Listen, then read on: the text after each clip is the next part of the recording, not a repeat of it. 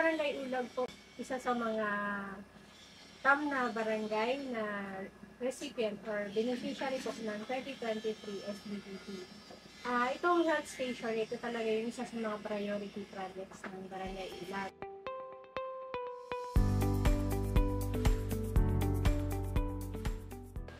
Ang Barangay Ulag po ay isa sa naka-benepisyo na magkagawa ng construction of health station na naglalayong mapaharani ang healthcare sa mga residente ka Barangay Ulag.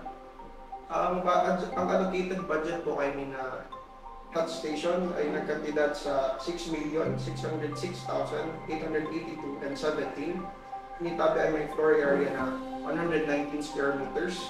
Ito po ay two-story building, may rooftop, including ang water system.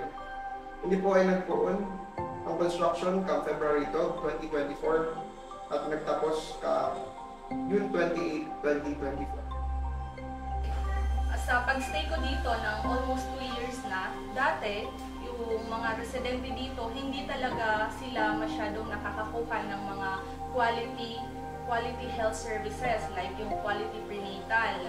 So, kung i-compare po before sa mga buntis natin, halos iilang porsyento lang ang nakakakuha ng quality prenatal.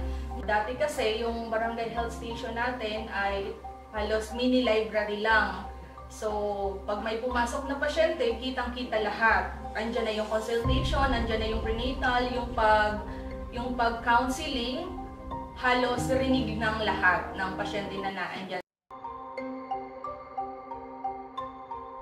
Ako po si Maria Niña Perez, PHW for 7 years, dito po sa Barangay Ulag.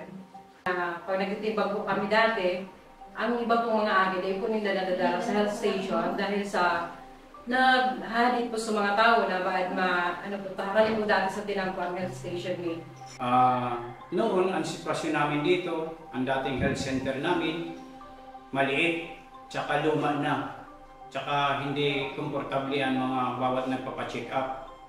As a community health worker na naghahatid ng mga basic health services like prenatal, immunization, health promotion, and disease prevention, laking tulong po sa amin ng mga health worker primarily and lalong-lalo na sa community ang pagkakaroon nitong newly constructed barangay health worker kasi mas naging accessible sa mga residente nitong barangay ang mga health services na ino-offer namin. Naging affordable din sa community yung pag-avail ng mga health services kasi hindi na nila kailangan pumunta sa malayong lugar katulad ng rural health unit or hospital kasi dito pa lang sa barangay meron na tayong health center na pwede nilang puntahan or hingan ng tulong kung meron silang concern sa kanilang kalusugan.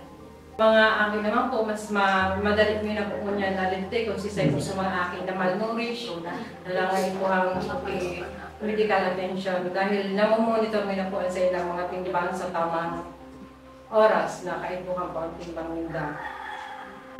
Isa pa, yung mga buntis dito namomonitor, tsaka yung mga senior citizen, tsaka yung may mga sakit na kung ano-ano, mga high blood, halos kumbaga sa kwan, halos lahat sila namomonitor dahil ang mga BHW po ay halos araw-araw nandito sila naka-duty. Ako lang po napasalamat ngayon na mga BHW na nagkaiba po sa mga bago na health station. Kaya nagpapasalamat po kami ng mga barangay health worker and barangay council, lahat ng tao sa community, laking pasasalamat po dahil binigyan niyo po kami ng gantong building or barangay health station.